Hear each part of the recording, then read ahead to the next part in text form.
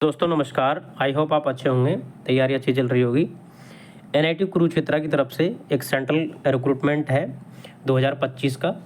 इसमें various non teaching vacancies का advertisement आया हुआ है, उसकी डिटेल में अपन डिस्कस करेंगे। उससे पहले अभी तक चैनल को आपने सब्सक्राइब नहीं कर रखा है तो चैनल को सब्सक्राइब कर लें, लाइक शेयर बेल आइकन के बटन को ज़रूर दबा लें और जो आपके साथ की तैयारी कर रहे हैं उनके साथ वीडियो की लिंक शेयर कर दें।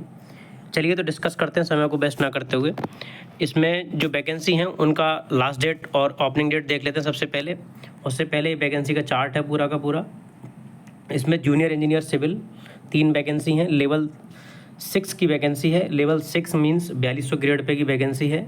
4200 ग्रेड पे आपकी सैलरी अप्रॉक्स 62K के आसपास एट प्रेजेंट बन जाएगी, लेकिन हो सके अगर 2026 के बाद ये सब प्रोसेस हुआ तो आपकी सैलरी और भी काफ़ी बढ़ के आएगी। उसके बाद जूनियर इंजीनियर इलेक्ट्रिकल है, सेम ग्रेड पे है। स्टूडेंट एक्टिविटी स्पोर्ट असिस्टेंट एक वैकेंसी है, सेम ग्रेड पे है। Library information assistant level 6 group B, ये जितने भी लेवल 6 की वैकेंसी हैं सारी ग्रुप बी की वैकेंसी हैं ये। उसके बाद टेक्निकल असिस्टेंट ग्रुप बी की वैकेंसी होती है। इसमें 12 वैकेंसी हैं, अच्छी वैकेंसी हैं। पर्सनल असिस्टेंट जिसको स्टेनोग्राफर बोलते हैं उसकी एक वैकेंसी है। सीनियर स्टेनोग्राफर एक वैकेंसी है। सीनियर असिस्टेंट 3 वैकेंसी हैं। जूनियर असिस्टेंट 2 वैकेंसी हैं। सीनियर टेक्नीशियन ये ग्रुप सी की वैकेंसी है लेवल 3 में। इसकी 7 वैकेंसी हैं और टेक्नीशियन की 12 वैकेंसी हैं। टेक्नीशियन और सीनियर टेक्नीशियन का लेवल 4 होता है और टेक्नीशियन का लेवल 3 होता है। दोनों ग्रुप सी की पोस्ट हैं। तो ये टोटल 46 वैकेंसी हैं आपकी।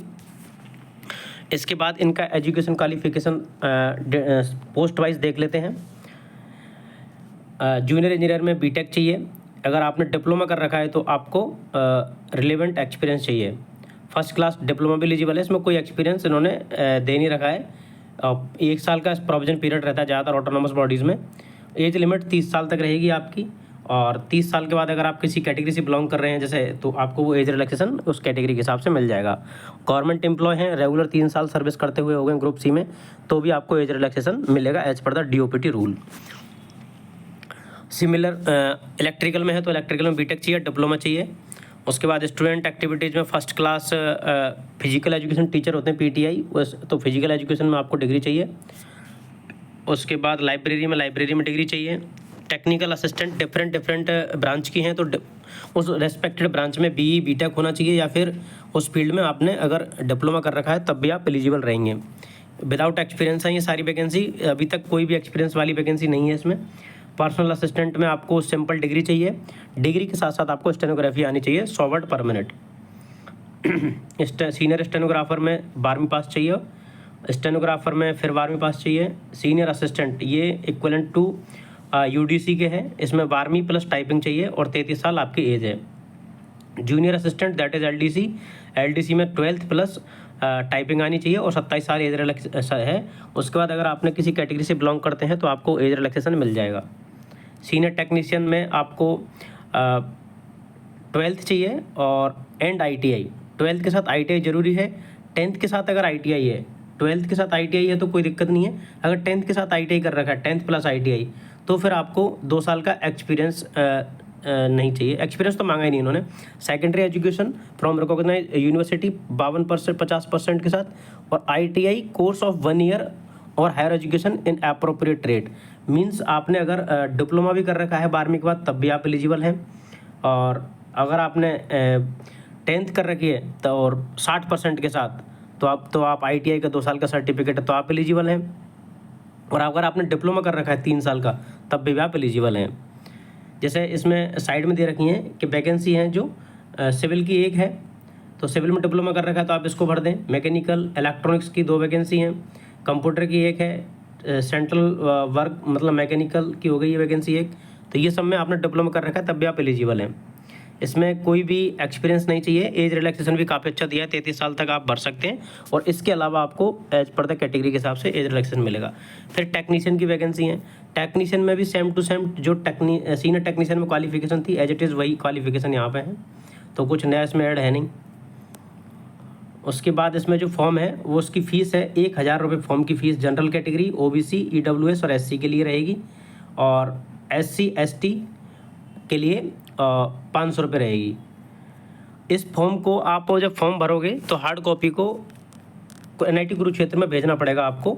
ज़्यादातर फॉर्म आपको भेजने नहीं होते, लेकिन इस फॉर्म को आपको रजिस्ट्रार ऑफिस भेजना है। ये आपकी एप्लीकेशन फ़ीस दे रखी है यहाँ पे। उसके बाद लास्ट डेट है इसकी। जैसे कई लड़के या कैंडिडेट अभी मैसेज करेंगे कि सर गवर्नमेंट में NOC नहीं मिल रही है, तो कोई दिक्कत नहीं है। आपका जो इंटीमेशन देते हो आप, उस इंटीमेशन की फ़ोटोकॉपी लगा दें फॉर्म भरते समय, और जब वो वापस फिर आप एक रिमाइंडर देंगे कि आपने अभी तक NOC अपलोड नहीं की। एक्चुअली NOC कोई लेता भी नहीं है जब तक फाइनल सिलेक्शन नहीं हो, तो आप प्रोविजनली आपको सेलेक्टेड कर लेते हैं वो। जब डॉक्यूमेंट वेरिफिकेशन होगा उस टाइम आप NOC लेके जाएँ। तो घबराएं नहीं कि मैं पेपर दूं या नहीं दूं, मेरे को तो NOC मिली है नहीं। आप पेपर दे, बाकायदा आपको सेलेक्ट किया जाएगा। वो लिखा पढ़ी अलग चीज़ होती है, धरातल पर चीज़ें अलग हैं, ठीक है। और आपको जो OBC और EWS के सर्टिफिकेट हैं वो 1 अप्रैल के बाद के लेटेस्ट बने हुए होने चाहिए 2025 के। ये एज रिलैक्सेशन का चार्ट है, इसको याद कर लें। जो कैटेगरी रहती है यही एज इट इज़ रहता है सब जगह, ठीक है। और इसको आपको इस एड्रेस पे भेजना पड़ेगा। लास्ट डेट है इसके 18 अगस्त से फॉर्म चालू हो जाएंगे, 30 सितंबर इसकी लास्ट डेट है। और 30 सितंबर के बाद फिर इसको आपको भेजना भी है रजिस्ट्रार ऑफिस 6-10 तक। 6-10 तक आपको रजिस्ट्रार ऑफिस भेजना है। उसका एड्रेस भी इन्होंने दे रखा है यहाँ पे, मैं दिखा देता हूँ आपको। ये रहा,